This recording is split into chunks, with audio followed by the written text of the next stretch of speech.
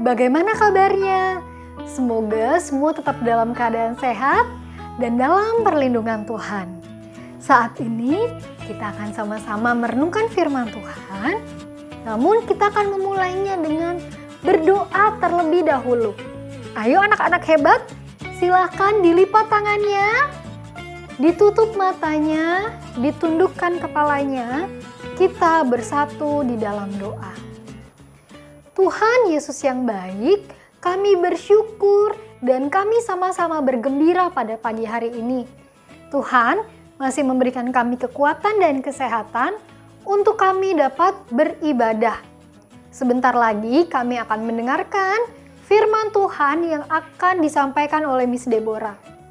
Tuhan memberkati Miss Deborah supaya apa yang mau Tuhan sampaikan dapat Miss Deborah mengerti dan dapat Miss Deborah sampaikan juga kepada anak-anakmu dengan baik. Dalam nama Tuhan Yesus, kami berdoa dan siap mendengarkan firman-Mu. Haleluya, amin. Oke, Miss mau mengajak anak-anak menonton video ini. Silahkan anak-anak saksikan bersama-sama. Nanti Miss punya pertanyaan dari video yang kita saksikan. Silahkan disaksikan. Mundur, mundur. Ya, terus. Net, net, net. Ya, hook. Net, net, net. Hey, awas nabrak. Sorry. Bongkar muatan.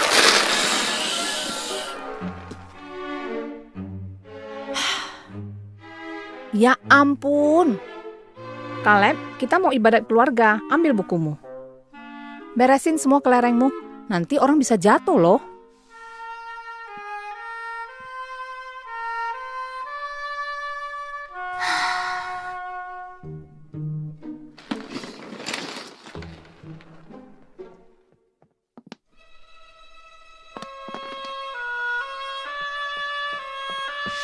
Kamu harus taat sama mama dan papa. Maju.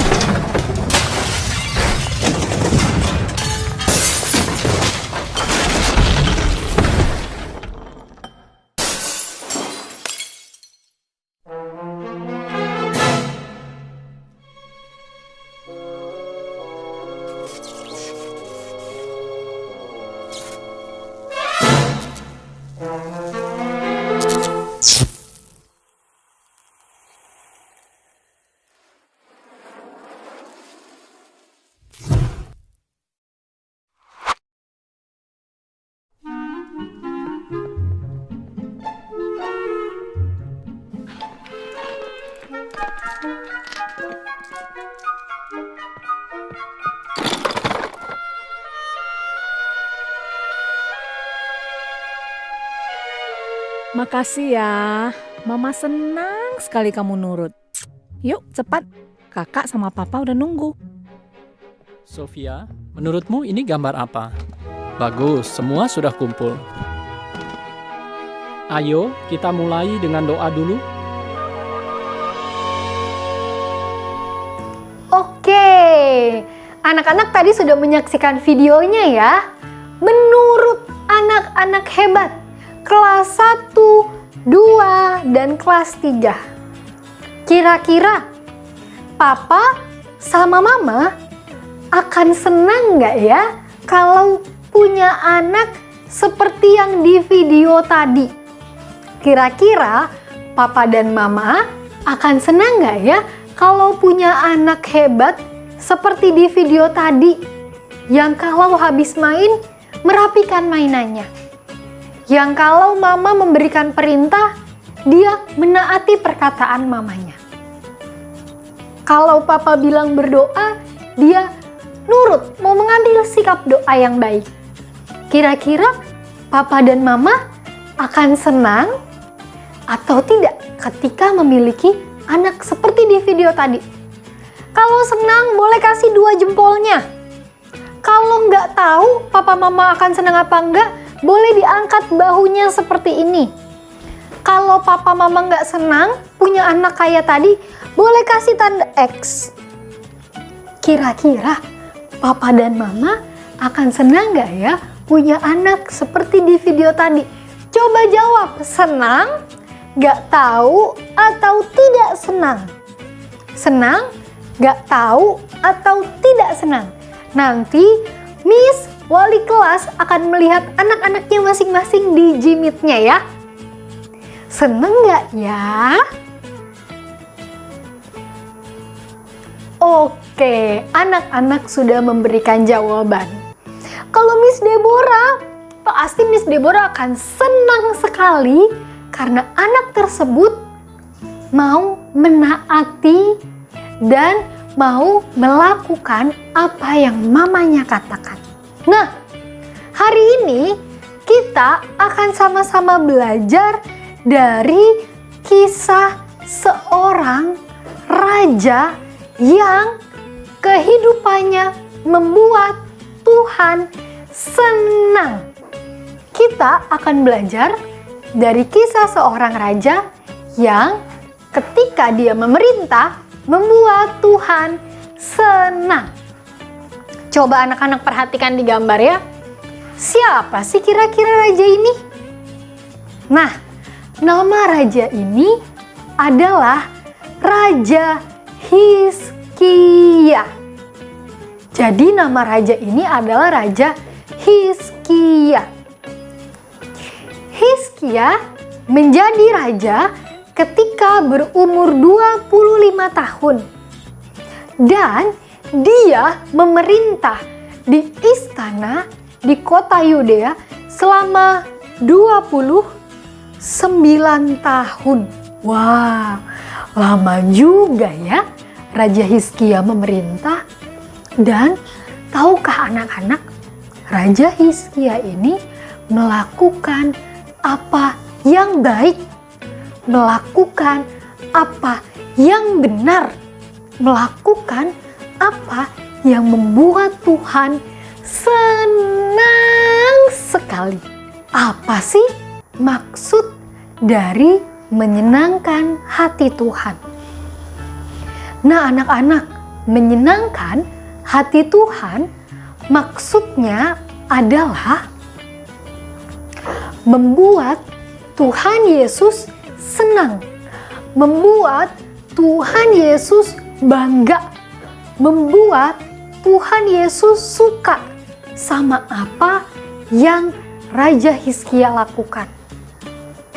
Karena Raja Hizkia itu T-A-A-T, taat. Jadi Raja Hizkia ini taat sama perintah Tuhan dan mau melakukan perintah Tuhan. Jadi maksudnya menyenangkan hati Tuhan itu apa, Miss Deborah? Menyenangkan hati Tuhan maksudnya adalah membuat Tuhan senang dengan cara menaati dan melakukan perintah Tuhan. Emang apa sih yang Raja Hizkia lakukan sampai Tuhan itu bisa senang sama Raja Hizkia? Yang pertama, dalam pemerintahannya ternyata Raja Hizkia itu menjauhkan bukit-bukit pengorbanan untuk para dewa. Jadi ternyata dulu zaman sebelum Raja Hizkia, bangsa Israel, orang-orang di Yudea itu menyembah dewa-dewa dan menyembah patung-patung dewa dan memberikan persembahan bukan kepada Tuhan, tetapi memberikan persembahan kepada patung-patung dewa. Nah, saat pemerintahan Raja Hizkia ini menjauhkan supaya tidak ada lagi rakyat Yudea yang menyembah kepada patung dan memberikan persembahan kepada patung. Lalu yang kedua, Raja Hizkia juga menghancurkan tiang-tiang berhala. Jadi ada tiang-tiang tinggi, itu biasanya orang-orang menyembah berhala, beribadah kepada berhala, di situ kepada dewa-dewa. Itu sama Raja Hizkia dihancurkan. Raja Hizkia menyuruh orang-orangnya untuk mematahkan, menghancurkan, supaya tiang-tiang yang tinggi itu tidak ada lagi. Jadi tidak ada yang bisa menyembah berhala di tiang-tiang tersebut. Dan yang ketiga, Raja Hizkia menyenangkan hati Tuhan dengan cara Raja Hizkia menyuruh orang-orangnya untuk menghancurkan ular tembaga yang dibuat oleh Musa.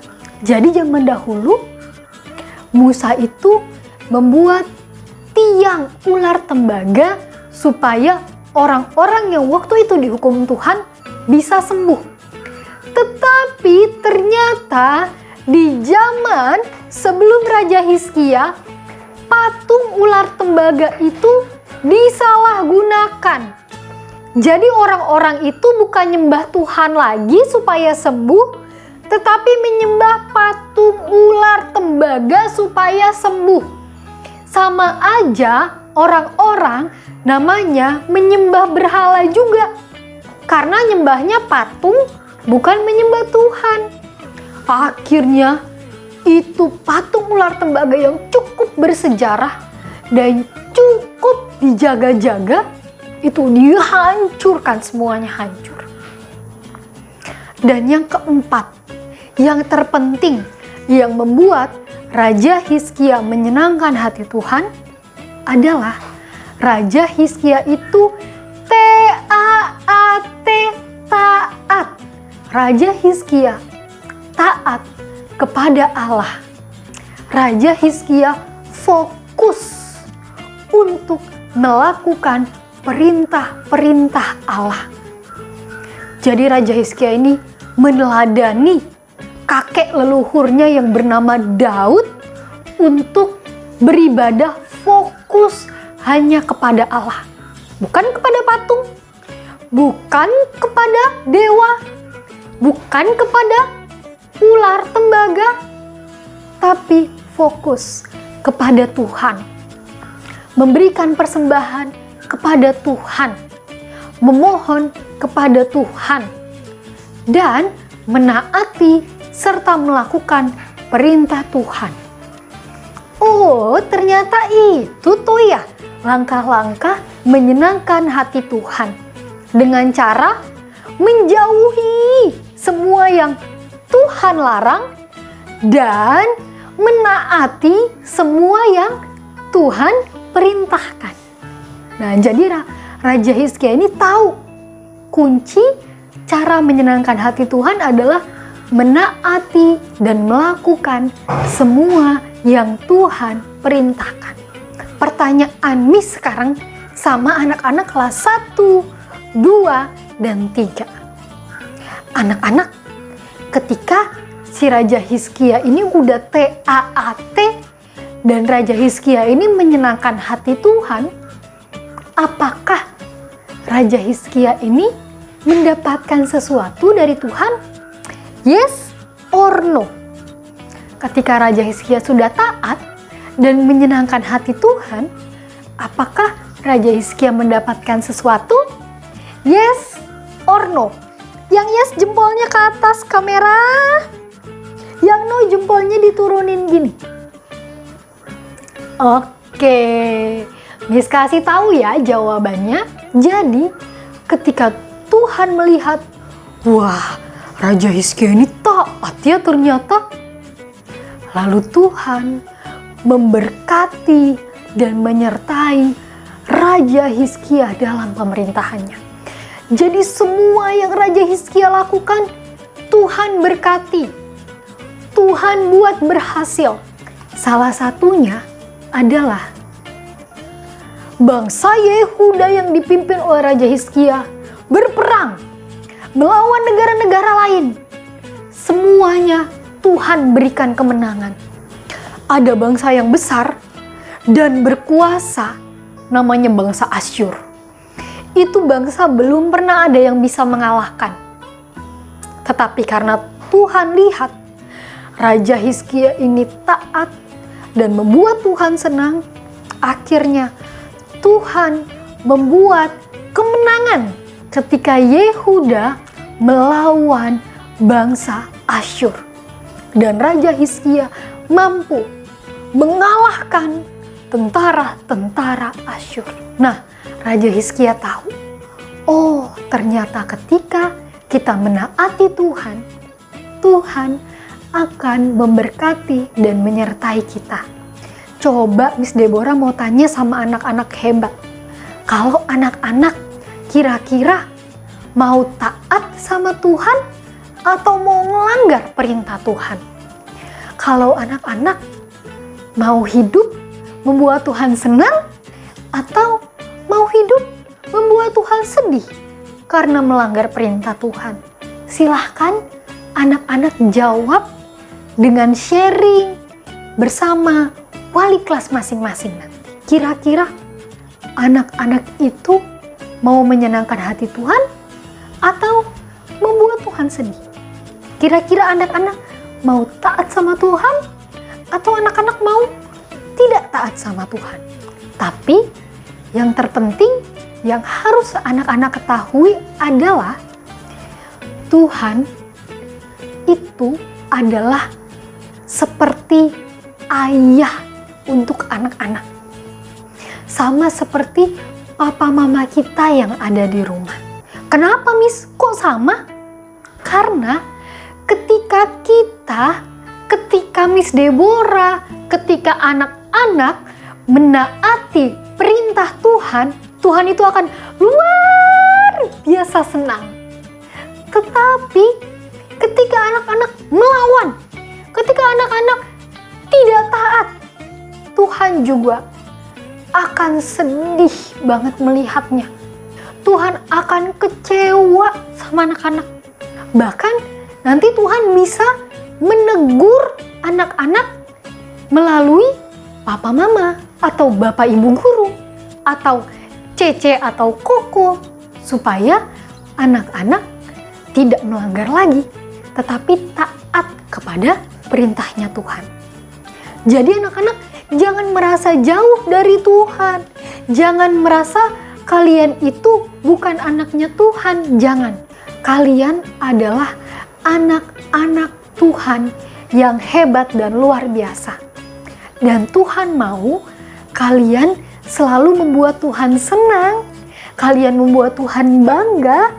Dan Tuhan juga mau kalian menaati perintah-perintah Tuhan. Supaya kalian akan semakin Tuhan berkati dan akan semakin Tuhan berikan hikmat yang berlimpah-limpah. Pertanyaan terakhir. Jadi kira-kira dengan cara apa sih anak-anak akan menaati perintah Tuhan? Mari kita bersatu di dalam doa. Diambil sikap doanya yang baik.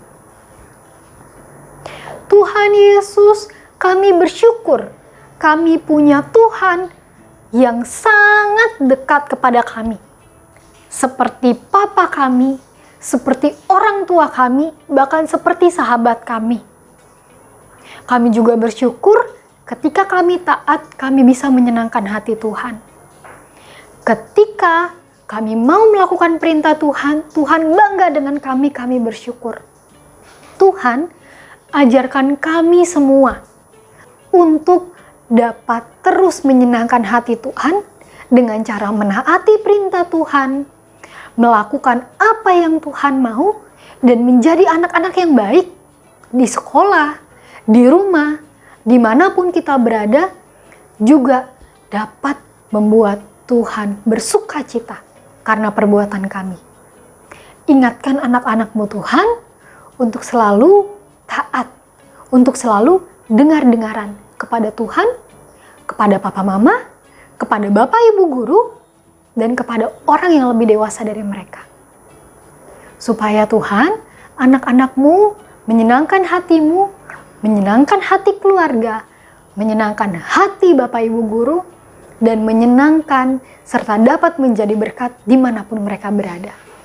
Terima kasih Bapa, terima kasih Tuhan Yesus, dalam namamu kami berdoa. Haleluya, amin.